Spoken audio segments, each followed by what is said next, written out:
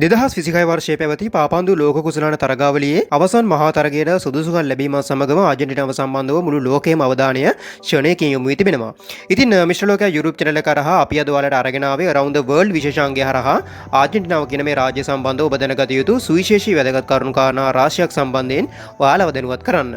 ඉතින් මේ සියලු කරුණු කාරණා සම්බන්ධයෙන් දැනගන්න රැඳෙන්න කියලා ආරාධනා කරනවා ලෝ වටා සැරිසැරීමට කැමැත්තක් දක්වන ඔයාලා සියලු දෙනාටම අද වීඩියෝ එකේ ඉතිරි කොටස සමගින් දකුණු ඇමරිකානු මහද්වීපයේ විශාලතම රටවල් කිහිපයක් අතරින් එකක් වන ආජන්ටිනාව කියන්නේ භූමි ප්‍රමාණය අනුව ලෝකයේ 8 වන විශාලතම රාජ්‍යයයි. බුවනෝස් අයර්ස් අගනගරය කරගත් ආජන්ටිනාවේ වර්තමාන ජනගහනය මිලියන 45ත් මිලියන 47ත් අතර අගයක් සටහන් කර තිබෙනවා.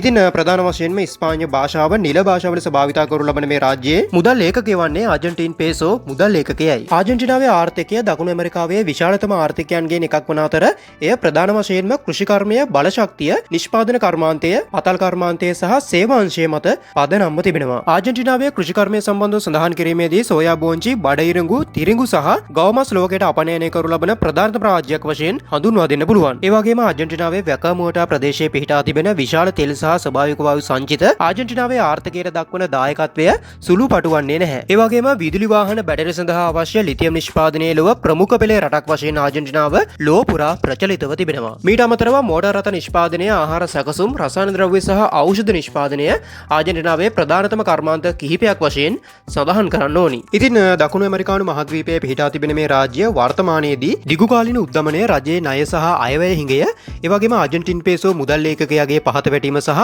ආර්ථික අස්ථාවරත්වය කියන අභියෝගයන් වලට මුහුණ දෙමින් සිටිනවා. ඒ කෙසේ නමුත් ස්වභාවික සම්පත් බහුල වීම, ශක්තිමත් කෘෂිකාර්මික නිෂ්පාදන, ලිතියම් සහ බලශක්තිය අපනයනය වැඩි කිරීමේ හැකියාව සහ උසස් අධ්‍යාපන මට්ටම සහ දක්ෂ ශ්‍රම බලකාය කියන කරුණු කාරණා මත ආජන්ටිනා ආර්ථිකය ශක්තිමත් ඇති බවද සඳහන් කළ යුතුමයි. ඒ කෙසේ නමුත් මෑත වසරවලදී රජයේ උද්දමනය පාලනය කිරීම, රජයේ වියදම් අඩු කිරීම සහ ආයෝජන ආකර්ෂණය කර ගැනීම සඳහා අවශ්‍ය ආර්ථික ප්‍රතිසංස්කරණ ක්‍රියාත්මක කරමින් තිබෙනවා. ඉතින් සමස්තයක් ලෙස ගත් විට ආජන්ටිනාව කියන්නේ සම්පත් බහුල විශාල ආර්ථික හැකියාවක් ඇති රටක් වුවද ඔවුන් ඉදිරියේ ඇති ප්‍රධානතම අභියෝගය වන්නේ ඔවුන්ගේ ආර්ථික ස්ථාවරත්වය පවත්වා ගැනීමයි. මේ කරුණු කාරණාවලට අමතරව ආජන්ටිනාව කියන්නේ ලෝකයේ ජනප්‍රිය පාපන්දු රාජ්‍යයක් වන අතර 1978, 1986 සහ 2022 යන වර්ෂයන්හිදී පාපන්දු ලෝක කුසලානයේ ජයග්‍රහණය කිරීමට ඔවුන්ට හැකියාව ලැබුණා.